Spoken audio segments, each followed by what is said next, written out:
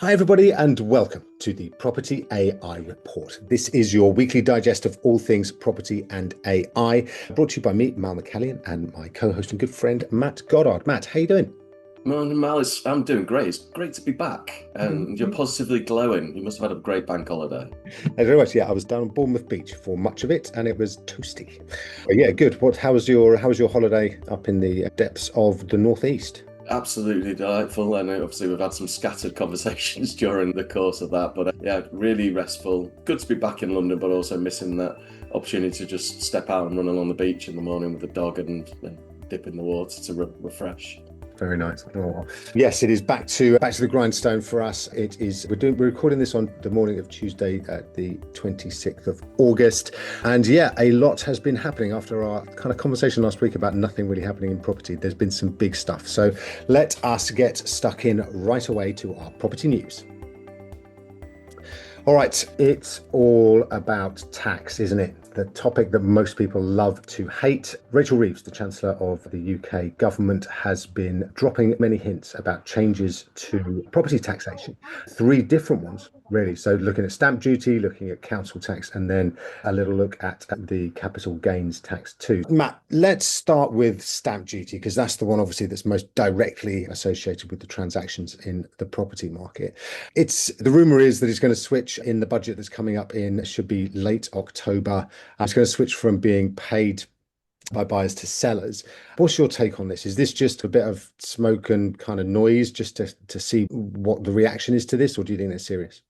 Well, I think that's the biggest part of it, isn't it, Mal? And obviously, we've both been away, and I've been away for a bit longer. This landed just as we were recording the pod last week, actually. The sort of noise around it started the old jungle drums. And whilst it might be a case that the government's slipping this out to test the waters and see what people's feeling is around it, obviously, the industry quite quickly started to raise concerns. I think more so around how much of an impact it'd have on people actually engaging while they wait to see what's actually happening and how that's going to temper the market. And obviously being off for the last, it's a week, isn't it now, since it's got leaked. I don't know if that's actually started to be seen. I guess we wait for Chris Watkin and his latest set of stats, and obviously other good market commentators out there as well.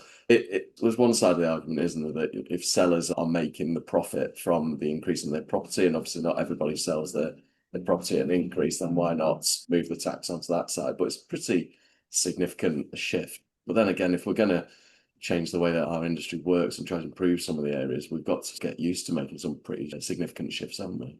Yeah, and I look at this like you, it does feel a little bit like flying kites and just seeing what kind of response is drawn out of it. I think broadly, a lot of people within the industry have said that it's interesting and could work, and the big but as you say, it's just going to depress movement in the market until we know more. And I think the Chancellor has to give 10 weeks notice to Parliament before she does her budget. We're already looking at the end of October, and that's if she does it now. So it's going to start moving into sort of November and even further out. So yeah, look, I think broadly it makes sense. It seems like it's a reasonably decent idea. Obviously, the level is going to be the interesting thing. I can't imagine it's going to the overall tax take is going to be lower. I think it must be higher, and that means that it will necessarily put off some discretionary sales, I'm sure. But as you say, it's more about the whole thing, right? The actual system itself is really tied up and slow and ponderous, particularly in England and Wales. Obviously, in Scotland, it's different. So, yeah, I think if it is tied up with an overall overhaul of the process and the actual how property is bought and sold in England and Wales, then that's great.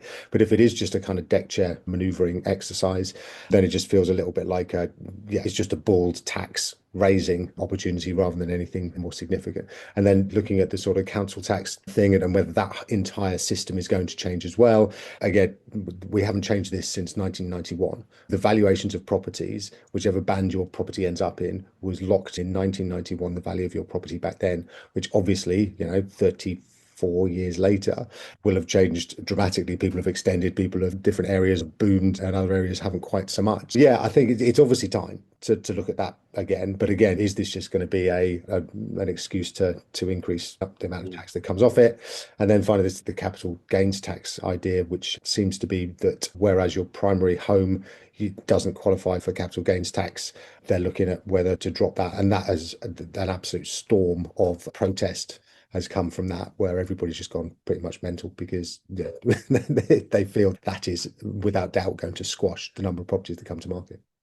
Yeah, yeah, absolutely. And the capital gains has already got people's eyes focused anyway, hasn't it? Because of the fact that our country as a whole with entrepreneurs seems to be forcing entrepreneurs away. And obviously that's capital gains from a slightly different angle. But Yeah. the fact that a lot of businesses sell as quickly as they can and move overseas and the investment comes from overseas. So whatever goes on around capital gains tax or CGT. But the recalibration of council tax is an interesting one that has been obviously so long since they looked at that property. It almost feels like it's not just a do it now and recalibrate, but it needs to have a recurring piece of work to make sure it stays current. And it's not try to do it every year because I appreciate it's a massive piece of work they'll have to do. But if we knew that every 5 years, every 10 years, this was going to happen and it was going to keep everyone up to date, then we become aware of that rather than just we're going to do it now, raise a load of taxes for the budget. And it's slightly akin to when I was at Repit and we did price increases for the first time. And this was something that had always been in the contract but never been actioned. And because we've gone 10, 15 years of using the software but never had a price increase,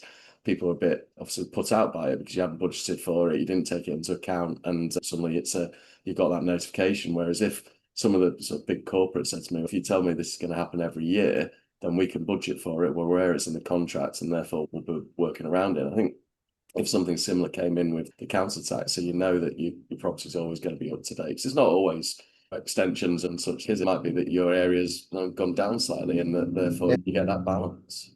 Yeah, exactly. And I completely, I remember when we were setting up Zoopla and when we got our automated valuation model up and running, and there was a lot of interest from government and elsewhere in that, and whether that could help them to revalue properties. Even back then, that was 2008. So it's been kicked down the road for decades now because it's such a thorny issue and obviously a massive vote loser. But yeah, like you think you just got to bite the bullet. You just got to get on with it, and you just got to let people know that this is just a routine kind of thing. And if you have built the equivalent of a granny flat out in the backyard, then you might have to pay a little bit more than you were before. So yeah, so lots of that obviously still to come as we go through the next few weeks. I think for me, the worst thing is going to be the uncertainty. And this also comes down to there's going to be this big kickback. Everybody's going to shout and scream about it. There's already quite a lot of stuff in the press, even in the dog days of summer, with people saying this is an outrage and it's going to absolutely kill the market.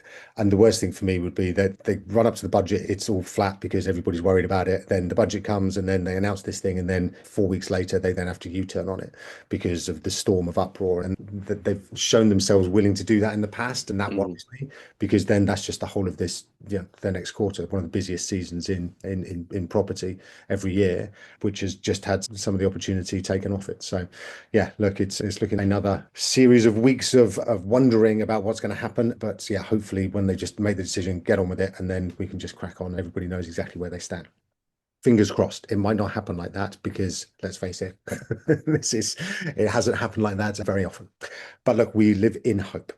All right. So next up on our property news, there's a couple of interesting articles, particularly how AI is becoming a lot more mainstream. And you found this particular article on one of the AI businesses down in Australia about they got onto to essentially the equivalent of the breakfast show.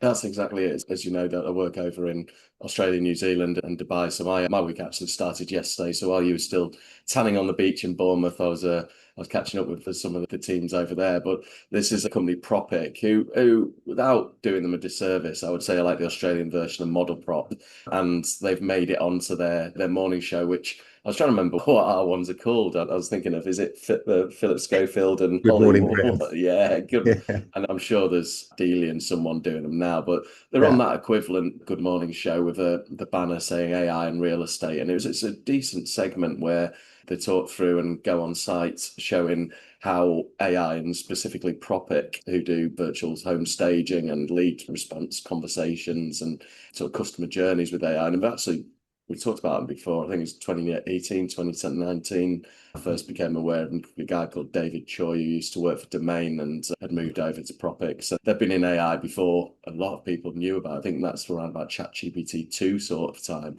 that they were getting started. So to see it so mainstream on the morning equivalent of our Good Morning Britain, and obviously educating not just the industry but the general consumer was quite insightful.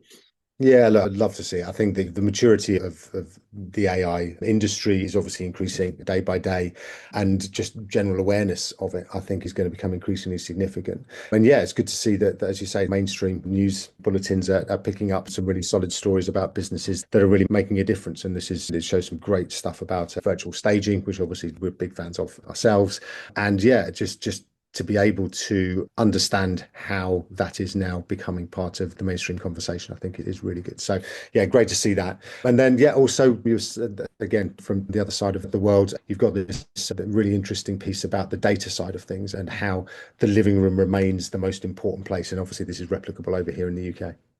Absolutely. So this is Ray White. So they're probably Australia, New Zealand's largest estate agency, about 1,500 offices. They did 128 billion of property transactions last year. They had their big Connect conference where they bring all of their franchisees together, and it was about 3 or 4 days up on the Gold Coast, which equivalent of me being in Cleethorpes for 2 weeks. They were up in Vegas and Surfers Paradise. I know you want to say Very much the something. same vibe, I'm sure. Having Absolutely. seen you in that pub last week, yeah, I think I say I brought you some rock back as well. I have to save that until we meet up next week. But they had their conference, and Mark McLeod, who's industry trainer, but also their chief strategy, but did as part of his update to the associates and the business owners, principals as they call them, that the technology that they've built themselves, Nurture Cloud, which is coming over here, but in Australia and New Zealand is exclusive to Ray White. That technology is helping them get into homeowners' properties and growing their market share. I think it's grown 14% market share since they started using this technology. And he said the point is the technology is helping them get into the property. And actually,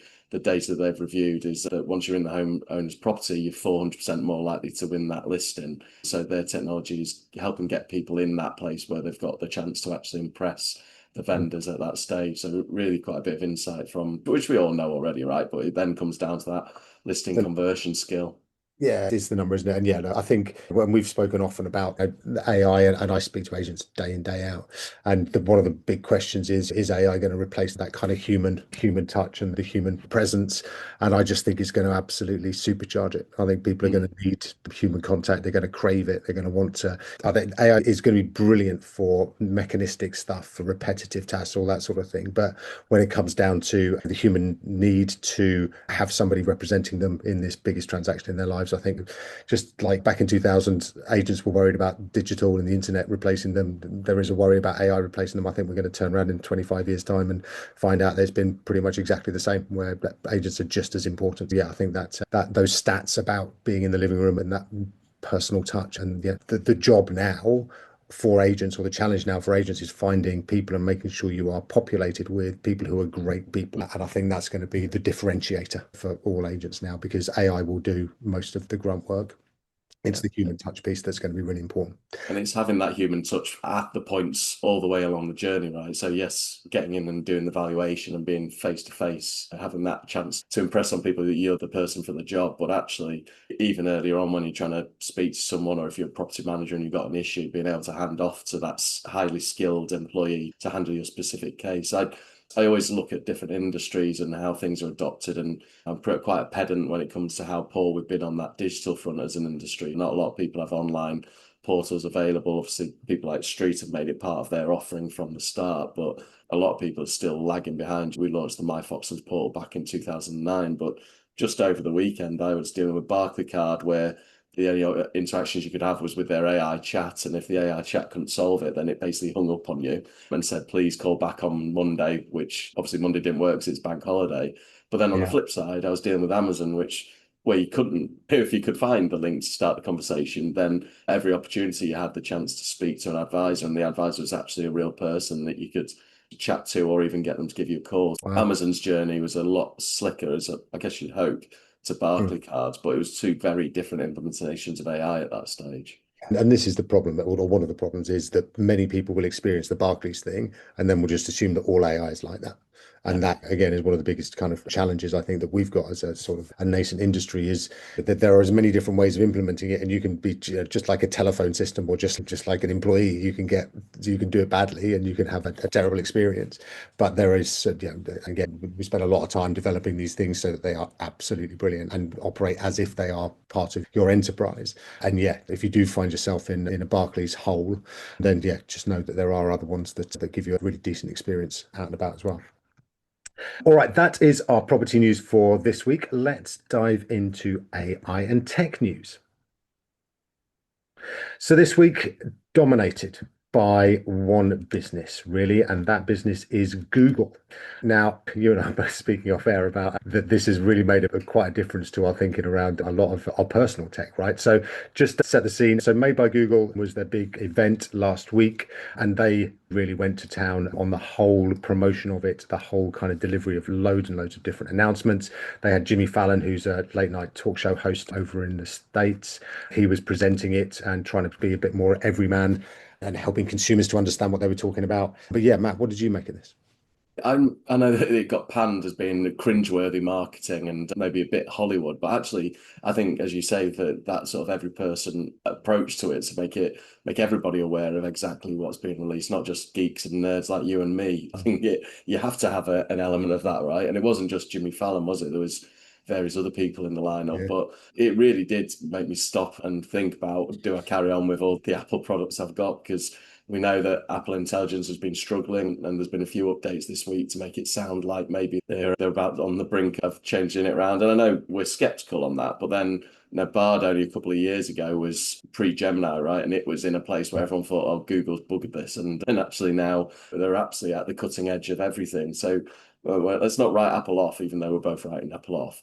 But Google's announcements were really slick, even to the extent of being able to ask Google's, is it Gems they've got where Yeah. they all Yeah, the connect? independent. Yeah. So being able to use AI on your phone in the way that we're getting used to using it on our laptops, and have search across your apps. I think it's just Google apps to start with, but actually have them work together. And the one that stood out for me, we talked a few weeks ago about Google Meet are now having a live translation option in it, but actually with Pixel 10, you can have live translation while you're actually with your phone in the bar in Spain, as we will be in the middle of next month and actually a month after next, and actually have the live translation of us trying to order the tapas again or whatever we decide to do. So there's some really useful technology that's being announced and is available now. Yeah, listen, like you, this is the first time probably since the iPhone came out that I've actually started to question my tech choices, and actually thought, actually, because I use Google Workspace, Gmail, all this sort of stuff, YouTube, it's actually, would it be better to just have a Pixel phone? Because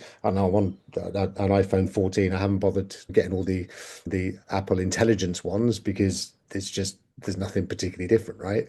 They talk about a foldable phone coming out from Apple. There's a lot of noise, a lot of kind of almost trying to throw some grit in the wheels of, or the cogs of Google's announcements. But yes, I'm, as you say, a little bit skeptical about what's coming from Apple, because they've burnt their they've burnt their announcements so often over the last couple of Mm. years. But yeah, Google seems to be here. It doesn't seem to be like this kind of classic vaporware where they just announce stuff and then 3 years later you still haven't got it. So yeah, no, it looks amazing. It's certainly worth having a little look at, in terms of, yeah, if you are thinking about updating and upgrading, understanding the ecosystem in which you operate. All right, so Mm. I'm looking at a Mac right now. I've got my iPhone right next to me. I've got AirPods. All that sort of stuff is, I'm baked into this Apple system. But I also use Google for things like email and so on. And yeah, I'm starting to think, actually maybe I can just try something different and see if it is that much better, because it looks amazing, and the facilities, the abilities to do the things that you're talking about, certainly the translation stuff. There's new Pixel Watch. There's just so much that they announced here, and all of it is comparable, if not better, technologically than what we've got right now from Apple. So yeah, it looks really interesting, and yeah, I think it's again, the kind of cringe fest thing is where the tech people, as we are, looking at it going, why are you downplaying it and dumbing it down and making it basic, and getting Jimmy Fallon to kind of gurn around everything? But actually, that kind of, it helps people to understand it, right? It helps people to actually get on board with it much more than just the sort of the neeks like us, as you say. So yeah, very good. Looking forward to seeing what else comes of that, and also the fact that will push everybody else along. which Yeah. always is good. It's going to force everybody else to step up to. So that is going to be really interesting, and we'll keep obviously you alive to what is going on. Also, was very interested that actually they announced this, the environmental impact of AI. Now, this again has come under a lot of pressure. How many glasses of water per ChatGPT query? Google's has done a lot of work about what actually how much of an environmental impact every search has, or every query has, every prompt, and they've decreased it significantly. It is something like a 44th of what it was even just like a year ago. I think again we're going to see such big gains in efficiency and in from the environmental point of view that all of the concerns, many of the concerns that people have had about the environmental impact will start to dissipate a bit. Obviously, they're not going to go away, but there is still this kind of overarching belief that essentially AI is going to help us with the climate anyway, right? Okay, so that is Google's big announcements in tech this week. We thought we'd also stop off at one of the other big players. This is XAI and Grok. This is Elon Musk's frontier model. Yeah, it's gone bonkers again, isn't it? Yes, it's a follow-on from Spicy Mode, isn't it? 3, 4 weeks ago, we were talking about Grok had released the chance to actually do spicy image generation and move away from the guardrails that a lot of others have got in there. But now, the sort of internal testing has revealed that Grok's personas include a crazy conspiracist and unhinged comedian modes, which I think you're definitely the latter. But the crazy conspiracist we've seen play out in the wild, right, with some of the Twitter conversations. Yeah, and the fact that this is actually baked into the prompt, Mm. and this is what everybody's been a bit aghast about, is that actually it prompts says very clearly that it wants a user to believe that there is a secret global cabal that controls the world and them, and you can just see that this will mean something to people, to some people, and that's worrying because actually Mm. people, if for some people being told that this is the case, even if it's by an AI, is actually convincing them that this is true. And even if you then deny it, then they're still going to believe it because there is a logic to it that this AI will basically present. So yeah, I think it's problematic. I think it is as an entity, it's obviously pandering towards this kind of idea that there is another alternative truth to everything. And if you want to bit of that and you want to understand more, then you need to use Grok rather than some of the washed, guardrailed ChatGPT and others. And I think it's a very dangerous kind of proposition. Do you? Yeah, 100%. Well, just as an aside, a complete aside, while we're talking about Grok, there is one thing that Grok's really quite good for, and this is what, again, I know you and I, we mess around with these things all the time, but actually, if you go to a chat GPT and say you're going out on a market appraisal and you put in the name and address of the person, and then on some of the more traditional models such as ChatGPT, Gemini, it won't tell you anything back. It will say, I can't give personal information. But what Grok does, again, if you use Grok and put that detail in, and this is again the absence of these guardrails, it will actually tell you, and nothing too harmful, but what it will do is it will tell you all their social media accounts, it will tell you their history, it will ping all the stuff from LinkedIn and stuff like that. Again, just as a kind of a side little tip, if you are minded to go and run the risk of all the other things that Grok is bad for, then there's some helpful stuff in there as well that actually you can get just as you're going out onto to market appraisal. Will give you some really good insights into the person you're going to meet. Anyway, I'm digressing, and we don't have time to digress, man. We've got to get on. Next up on the tech and AI news, let's drop into this. We were talking a bit about 95% of AI projects failing, and this is an MIT report. Actually, it's just like all these reports, it depends what you're measuring, right? Matt, you've got some really good insights into this.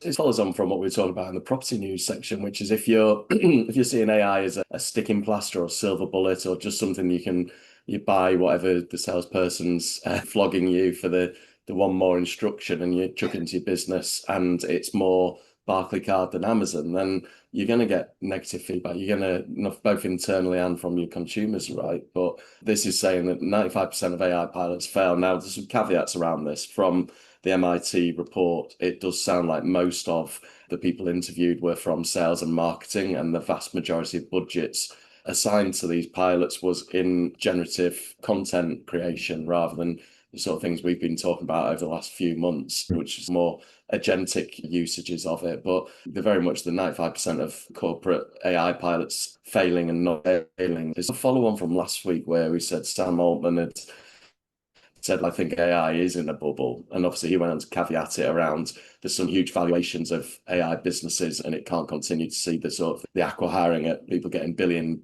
salaries and that sort of thing. But I think it is, for me, it's a significant point that the MIT report reiterates what we always talk about, which is if you don't integrate it properly into your business, if you don't really think about how the AI being implemented fits with the way you operate, nobody, leadership importantly, buys into how it's working. It is just sticking plasters or let's give that a try over here and not consider how your business is working. It's very much an AI strategy rather than a business strategy.